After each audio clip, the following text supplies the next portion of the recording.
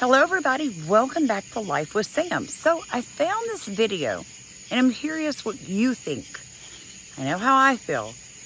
So before 1980, when people came to America, they assimilated, right? So they came here, they had a job skill, they learned English prior to coming, they usually came legally.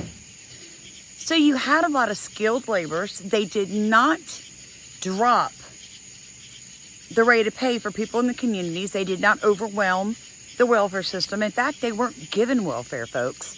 They weren't given housing. They weren't given anything like that. If they came, they had to have their own money. They had to have a sponsor, and we thrived because every person in America came from legal migrants. Here's the issues we're facing now. However, if you allow it not to be diverse, but largely from one area, Mexico or Latin America, then the people are coming are not going to assimilate quick enough because they're going to be an en bloc. And if they do it illegally and they don't know English, they have further obstacles to overcome. And if it's not meritocratic, then we have to tell the brain surgeon from Kenya, or we have to tell the accountant from South Korea, or we have to tell the nuclear physicist from Argentina, sorry, you just didn't happen to live close enough to the Rio Grande, so you can't come. You may be legal, you may have a skill set that we need, but this is not how we're going to adjudicate it. And it doesn't seem that that's going to be either fair or legal. So we need to get immigration diverse from as many different places as possible. So that you don't get overwhelmed by one particular group. And more importantly, that one particular group is not used by domestic political parties for their own electoral calculations, as it happened in the 19th century. And then it has to be legal, it has to be in numbers that can be assimilated, and it has to be meritocratic. It has to have a system why we say you can come and you can't. And we don't have that now. The Wall Street Journal this past summer, quote, increasing net annual immigration by 50% a year would increase GDP growth on average from 1.7% to 2% a year over the next 35 years. If that calculus was correct, why not let in 50 million? Because the GDP would grow even bigger. And the answer is that the Wall Street Journal thinks in terms of profit and loss, but not in culture and social life and stability. So there are social problems when you bring so many people, and the host, us, no longer believes in the melting pot, but has rebranded it the salad bowl, and we feel it's hurtful, unfair, not right, not to assimilate, integrate, and intermarry people. Now, the tragedy of all this is that people who came in the past... Now that video goes into further depth later on. It's only like a 6-minute video.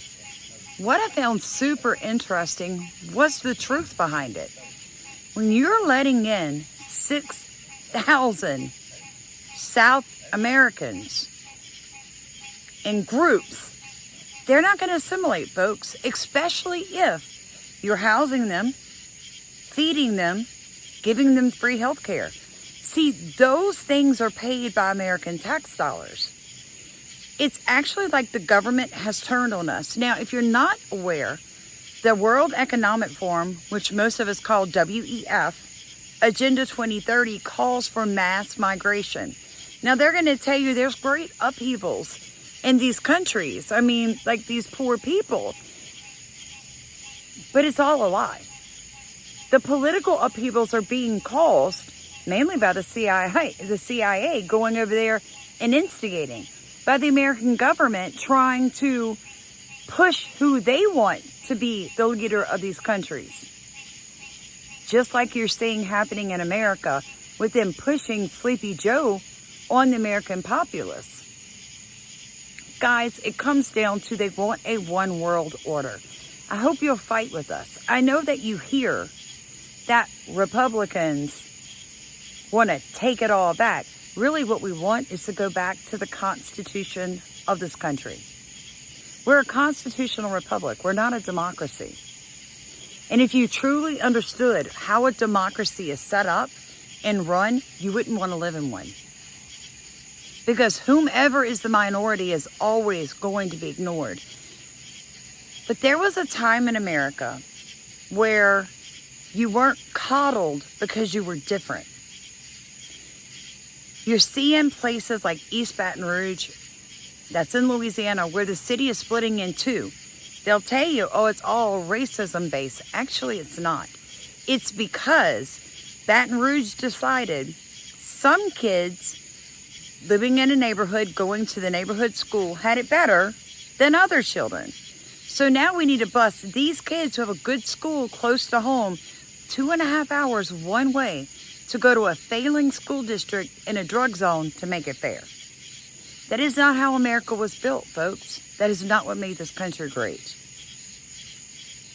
We'll see what happens in November. Hopefully, most of you are going to wake up. Please like, comment, and subscribe.